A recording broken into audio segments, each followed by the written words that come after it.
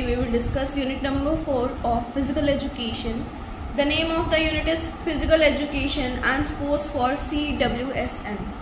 CWSN की full form होती है चिल्ड्रन विद स्पेशल नीड्स, जो कि दिव्यांग है, जैसे कि कोई हैंडीकैप हो। अब यहाँ पे हम मीनिंग में दो अलग अलग मीनिंग समझेंगे। एक होता है डिसएबिलिटी और एक होता है डिसऑर्डर। दो यहाँ पे अलग अलग मीनिंग है, इन दोनों के मीनिंग भी अलग हैं। डिसएबिलिटी का मीनिंग होता है जो परमानेंटली चीज रहती है, और एक होता है डिसऑर्डर। डिसऑर्डर जो कि टेम्परेरी रहती है। टेम्परेरी में एग्जांपल आ सकता है, जैसे किसी को ब्रेन की डिसएबिलिटी है तो वो क्या है, टेम्परेरी है, तो वो क्या हो गया, डिसऑर्डर हो गया। तो ऐसे ही मीनिंग देखते हैं यहाँ पे इसका। 3rd December is celebrated as World Disability Day. 3rd December, ठीक है। पर्सन विद डिसेबिलिटी, यहाँ पे दो अलग अलग मीनिंग है। एक तो है according to the right of person with disability act 2016, और एक है यहाँ पे अकॉर्डिंग टू WHO। हम दोनों से एक बार देखते हैं। So the right of person disability में है the person with disability means a person with long-term physically, mentally, intellectual and sensory impairment which is in interaction with barriers hinders his full and effective participation in society equally with others। ऐसे ही according to WHO में कहा गया है कि disability is an umbrella term covering impairments, activity limitations and participation restrictions। जैसे an impairment is a problem in body functions or structure, an activity limitation is a difficulty encountered by an individual is executing a task or action, while a participation restriction is a problem experienced by an individual in involvement in life situation। एक according to Cambridge Dictionary में कहा गया है कि disability is defined as an illness, injury or condition that makes it difficult to someone to do the things that other people do। disability एक ऐसी चीज है जहां पे डिफिकल्टी होती है, डिफिकल्टी फॉर समवन, किसी के लिए डिफिकल्टी काम करने के लिए किसी और का। ऐसे ही 4.1 यहाँ पे ऑर्गेनाइजेशन प्रमोटिंग डिसेबिलिटी है स्पोर्ट्स में। तो 3 टाइप की यहाँ पे ओलंपिक्स की बात होगी। सबसे पहला यहाँ पे कहा गया है कि स्पेशल ओलंपिक, उसके बाद आता है यहाँ पे पैरा ओलंपिक, उसके बाद आता है डेफ ओलंपिक। और जो डिसेबिलिटी स्पोर्ट्स खेले जाते हैं उनके रूल्स और रेगुलेशन उनके अकॉर्डिंग अलग अलग होते हैं, और वो सिर्फ डिसेबल स्टूडेंट्स के लिए ही होते हैं, डिसेबल लोगों के लिए होते हैं। उनके स्पोर्ट्स भी अलग अलग होते हैं। तो अगर हम अब बात करें अपने सबसे पहले ओलंपिक की, जो कि है स्पेशल ओलंपिक, तो स्पेशल ओलंपिक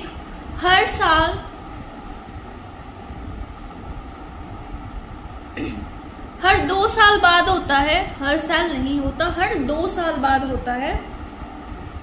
अब स्पेशल ओलंपिक क्या है? Special Olympic is the world largest sports organisation for children and adult with intellectual disability and physical disability.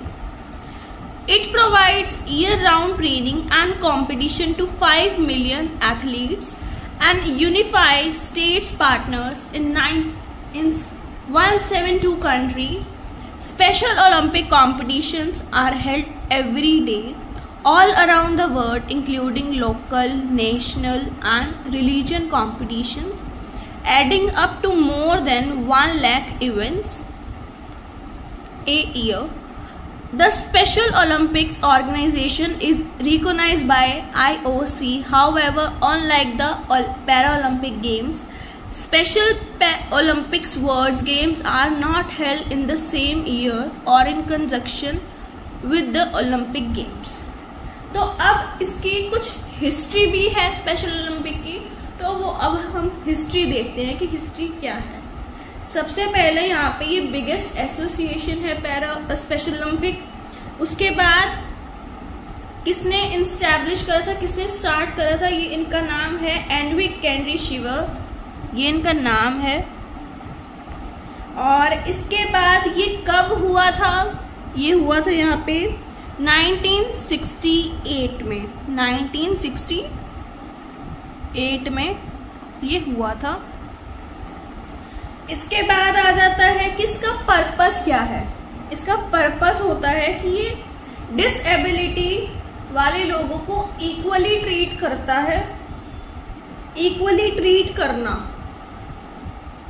किसी को ये ना लगे कि उसके साथ बायसनेस हो रही है, सबको इक्वल ट्रीट करना।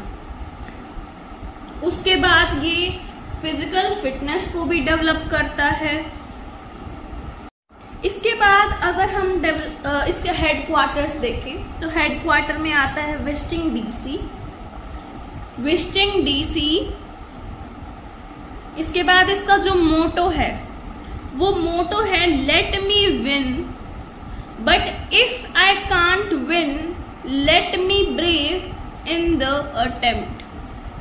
दोबारा से देखते हैं कि मोटो है let me win but if I can't win let me brave in the attempt. और इसकी जो गवर्निंग बॉडी है वो है स्पेशल ओलंपिक इंटरनेशनल, इसकी गवर्निंग बॉडी है।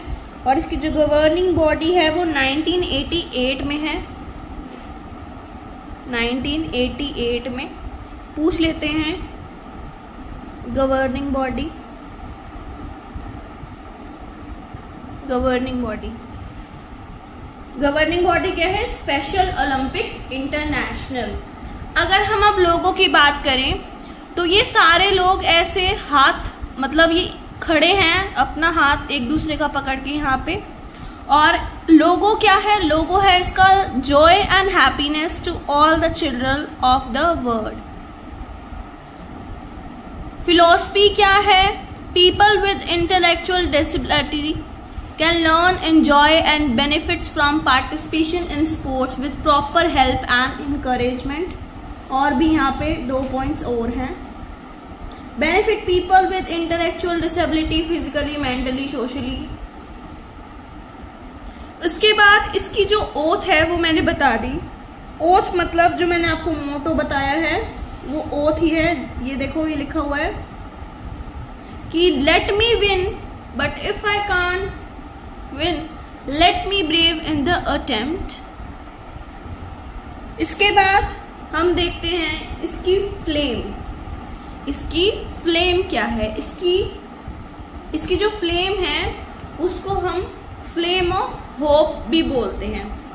जो उसका दूसरा नाम है वो है फ्लेम ऑफ होप। ऐसे ही स्पेशल ओलंपिक के रूल्स एंड रेगुलेशन को डिवाइड करा जाता है। तीन जगह पे इसको डिवाइड करा जाएगा। कैसे, एक तो जेंडर के बेस पे, एक एज के बेस पे, एक एबिलिटी के बेस पे। 3 चीजों पे डिवाइड करा जाएगा, जेंडर, एज और एबिलिटी। जैसे कि स्विमिंग है तो उसमें हम जेंडर अलग कर देंगे, एज अलग कर देंगे और उसकी एबिलिटी क्या है वो अलग कर देंगे। और स्पेशल ओलंपिक फर्स्ट टाइम हुआ था शिकागो यूएसए 1968 में, ये लिखा हुआ है फर्स्ट टाइम यहां हुआ है ये 1968 में। और अगला आता है हमारा पैरा ओलंपिक्स। पैरा ओलंपिक्स जिसका ये लोगो है, यहाँ पे ये रेड कलर आ गया, फिर ये पर्पल और ये फिर ग्रीन कलर आ गया। ठीक है, तो पैरा ओलंपिक समझ लेते हैं कि हर 4 साल बाद होता है। मोस्ट इम्पॉर्टेंट ओलंपिक है। फाउंडर कौन है इसका, फाउंडर है डॉक्टर ल्यूडविग गटमैन। यहाँ पे नाम भी लिखा हुआ है, ये नाम लिखा हुआ है, ये रहा। उसके बाद मल्टीपल गेम्स भी ऑर्गेनाइज करवाता है और मैनेज कौन करता है इसको, IPC, international Paralympic committee. Motto क्या है इसका? मोटो जो है वो है spirit in motion. Spirit in motion इसका लोगो आ गया, सॉरी मोटो आ गया। और इसकी जो गवर्निंग बॉडी है वो इंटरनेशनल पैरा ओलंपिक्स कमेटी है, मींस IPC। और इसका जो हेडक्वार्टर है वो है जर्मनी। हेडक्वार्टर क्या है इसका? जर्मनी। और जो गवर्निंग बॉडी है वो 1989 में बनी। गवर्निंग बॉडी इसकी 1989 में बनी। कौन है? IPC है। और जर्मनी में इसका हेडक्वार्टर आ गया। और इसके बाद इसका लोगो है bringing athlete together from all the concerns of the world to complete. और इसको भी कैटेगरी बना रखी है, जैसे ऑल डिसेबिलिटी पीपल्स को यहाँ पे डिवाइड कर दिया जाएगा। और जो अवार्ड गिवन है, अवार्ड भी मिला हुआ है इनको। और ये फर्स्ट टाइम हुआ था रोम इटली में 1960 में। 1960 में ये हुआ था फर्स्ट टाइम हुआ है ये कहाँ पे? रोम इटली में 1960 में। और जो नेक्स्ट होगा 2024 में होगा नेक्स्ट। और ये होगा जो कि हो चुका फ्रांस में। और ऐसे ही जो अगले साल है वो होगा इटली में। इटली में होगा नेक्स्ट। इटली में होगा नेक्स्ट। ऐसे ही अगला आता है डेफ ओलंपिक। डेफ ओलंपिक की फोटो देखो, यहां पे सर्कल आ गया, यहां पे ये सारे बने हुए हैं। और अब हम इसको समझते हैं। यहाँ पे ये ब्लू कलर आ गया, फिर रेड आ गया, ग्रीन, येलो। और जो ये मैं आपको सर्कल बता रही हूं ये होती है आई। इसको रेफर करा जाता है आई से कि ये आई है। अब इसको समझते हैं कि डेफ ओलंपिक क्या है। सो डेफ ओलंपिक भी हर 4 साल बाद होता है। जिनको सुनाई नहीं देता ये उनके लिए होता है। डेफ मीन्स जिनको सुनाई नहीं देता।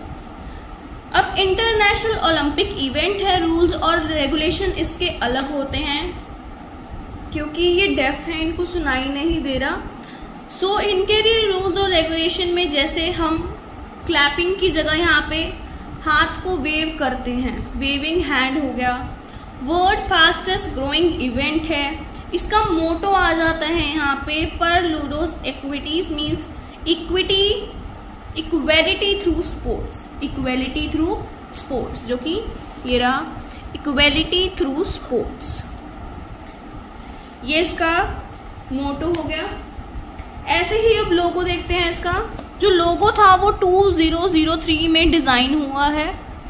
और ये it ties together strong elements like sign language, deaf and international cultural unity and continuity. The hand shapes okay, good and great that overlap each other in a circle represent the original sign for deaf. और इसका जो लोगो है वो लोगो है refers to Confederation of International Committee। इसके बाद ये क्या का कलर है ये भी बताना होता है कि रेड है, ग्रीन है, येलो है, ब्लू है। यूरोप और एशिया में भी। और जो इसका हेडक्वार्टर है वो है स्विट्जरलैंड। स्विट्जरलैंड इसका हेडक्वार्टर हो गया। और ये इसकी आई है सर्कल। फर्स्ट टाइम ये हुआ था पेरिस में 1924 में। कब हुआ ये? फर्स्ट टाइम हुआ ये पेरिस 1924 में। और इसमें कौन कौन पार्टिसिपेट कर सकता है? Who can participate? मिनिमम 55, जिनके 55% कान ठीक होते हैं वो यहाँ पे पार्टिसिपेट कर सकते हैं। और अपकमिंग जो इस साल है समर्स में वो होगा अपकमिंग जापान में, 25 में कहाँ होगा ये, जापान में होगा। फिर आता है next topic 4.2 concept of classification and डिविजनिंग in sports. तो क्लासिफाई का मतलब हो गया यहाँ पे हम डिवाइड करेंगे अकॉर्डिंग टू डिसेबिलिटी टाइप के, डिसेबिलिटी टाइप के हिसाब से यहाँ पे क्लासिफाई करा जाता है। उसके बाद वेट, जेंडर, एज के हिसाब से भी डिवाइड करा जाएगा। और ये स्पेशल और पैरा ओलंपिक में होता है। स्पेशल में तो हम स्किल लेवल पे डिवाइड करते हैं, पैरा ओलंपिक्स में हम डिफरेंट टाइप्स ऑफ डिसेबिलिटी के हिसाब से डिवाइड करते हैं। इसके बाद अगला टॉपिक आता है यहाँ पे concept of inclusion in sports in needs and implementation। सबसे पहले अब हम यहाँ पे इंक्लूजन का मीनिंग समझते हैं। सो इंक्लूजन का मतलब होता है एजुकेशन प्रोसेस, चाहे वो नॉर्मल पर्सन के लिए हो चाहे वो डिसेबिलिटी पर्सन के लिए हो। ये नहीं है कि अगर कोई डिसेबल है तो उसको एक अलग स्कूल में डालो। यहाँ पे कहा गया है कि सबको एक ही स्कूल में डालो, अलग अलग स्कूल में मत डालो। Encouraging inclusion through physical education and sports. Number 1, role of family. Number 2, role of school. Number 3, role of education and need for inclusion in sports. क्या need होती है? To provide equal opportunities, to provide uniqueness of each student, to promote awareness and sensibility, to build self-esteem, to develop social and communication skill, to create a sense of belonging. इसके बाद आता है implementation of inclusion in sports. So number 1 is ensuring effective implementation of the right to education in all the states so that every child receive education, including children with special needs. Second, requiring teachers, especially in rural areas, through appropriate training and in services workshops to teach CWSN in an inclusive classroom. Third is developing a sport team through regular analysis of school curriculum and admittance in order to give access to the regular curriculum methods to children with difficulties in learning. 4.4 में कहा गया है advantages of physical education for children with special needs. Number 1, physically benefits, mental benefits, emotional benefits, improvement in social skills, improvement in quality of life, mode of recreation and fun, decrease risk of health complications, increase independence, boost self-esteem, increase sleep and appetite, improvement in emotional health, consecutive benefits. इसके बाद आती है 4.5 जो कि है strategies to make physical activities accessible for children with special need. Number 1, adaptivity physical education. Number 2, clear communication, disturbance free and modify space, modify rules as per needs of children, involve people with disability in decision making, encourage community based programs, provide training and employment opportunities, use different types of instruction strategies, social strategies, psychologist strategies, development of volunteering services, regular medical checkups, use of special equipments। तो जो हमारा chapter number 4 है physical education का, ये भी chapter खत्म हो गया। Thanks for watching.